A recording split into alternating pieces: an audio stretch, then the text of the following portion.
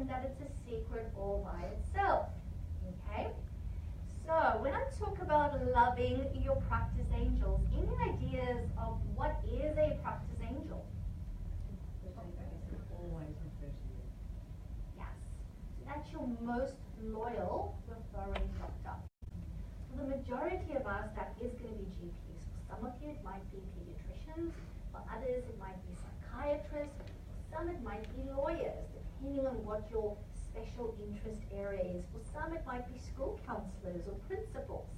Okay, so they can also be practice angels. But in general, for our bread and butter private practice work, it's the general practitioner. Makes sense? And we need to look after them and after the relationship that we do have with them. All right. So from my experience, these are the 3 biggest mistakes that people make when looking after their practice angels or therefore their referring doctors. First of all, thinking that GPs won't talk to you if you call them. Have you ever found yourself going, oh, I need to call the doctor about this patient or client, but oh geez, I don't have enough time. I'm going to call and then we're going to phone tag again, or the doctor's going to be too busy, and then 5 minutes later you've completely talked yourself out of making that phone call. All right? Or number 2, not knowing how to talk to a time poor doctor. We all know how busy they are. They've got a waiting room full of people. Okay? Not knowing how to do it. As allied health professionals, we're all about building rapport and engagement. But I will tell you this, when you call a GP, it's not, hi doctor, how have you been going? How's your day? How are things? They don't have time for that. Okay? You might think, oh, it's going to be rude if I don't do that chit chat. You know what? They will love you even more if you just go, hey, Dr. Smith, it's Gerda from the Psych Professionals. Need to speak to you about so-and-so. Thanks for taking my call. This is what's happening. Okay? When you speak to doctors, it's almost like speaking to a journalist and you're pitching a story. Research have shown that you've got something like 24 seconds before the journal will put the phone down in your ear. Why? Because the other line might be ringing, somebody else going to pick it up and they're going to get the front page story. Okay, so with the doctor, you need to go, only have 24 seconds. I'll give you 30 seconds. Say what you need to say. If they then want to engage in conversation with you, then go ahead, okay? But that's their choice. You've respected their time.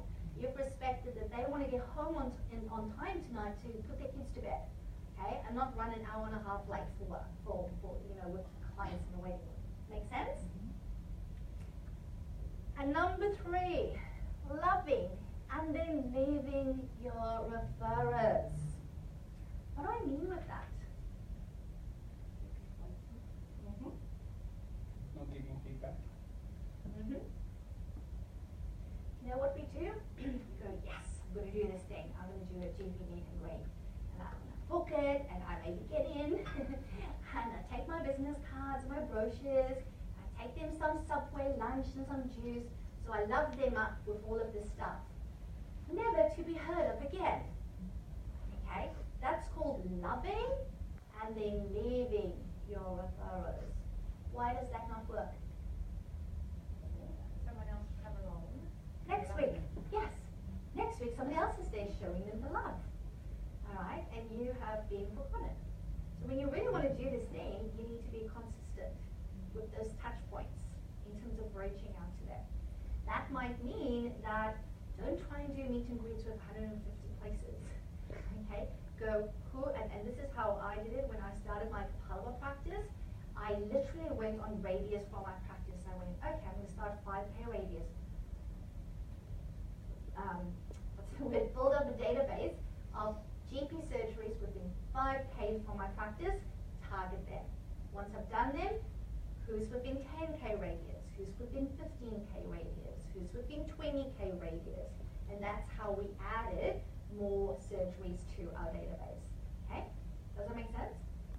You want to consistently be in contact with them. Now, why is this tool important? And maybe the question to ask first, do you actually know who your practice angels are? Okay, so if I ask you, who's your top 5 practice referring doctors, you should be able to just recite them off the top of your head. Okay, cool. Now the next question for group practice owners, does your clinicians know who their